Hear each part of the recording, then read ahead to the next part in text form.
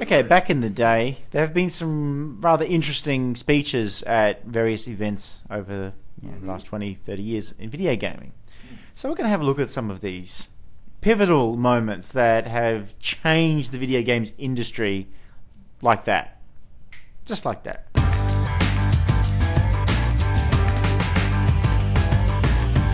In 1990, Philips held a press conference trumpeting how they had entered into a partnership with market leaders Nintendo for a CD-based gaming platform. The very next day, Sony, who had also thought that they had entered into a partnership with market leaders Nintendo for a CD-based gaming platform, announced at their conference. Oh, really?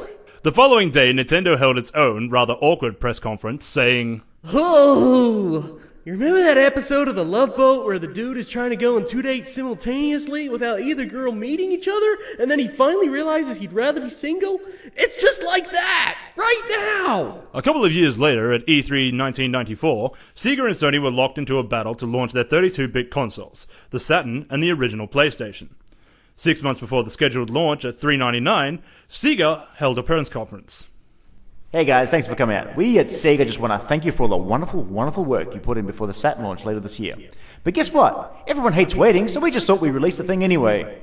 What the fuck? Stupid fucking Sega again. 32X. That's right, you wonderful people can go right into any GameStop or Games ROE store right now, and we'll give you the Sega Saturn today for only $3.99. We figure we didn't need to wait the extra 6 months to make the 3D work properly, so I guess we need all those games you guys are making, like, kinda nowish.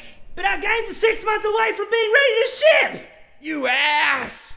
Okay, I guess there's a lesson for us all here. The very next day, Sony held its press conference. $299! Sony be cautiously optimistic about! The day after that, even though E3 was over, Sega held another press conference. Look guys, plan B is we release the Saturn now, but release your games in 6 months. But we're forward thinking. We're already in talks with EA about our next console, so everything's gonna be just fine for Sega.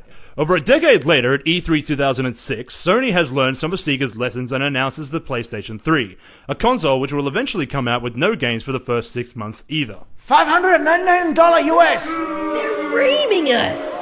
Get them!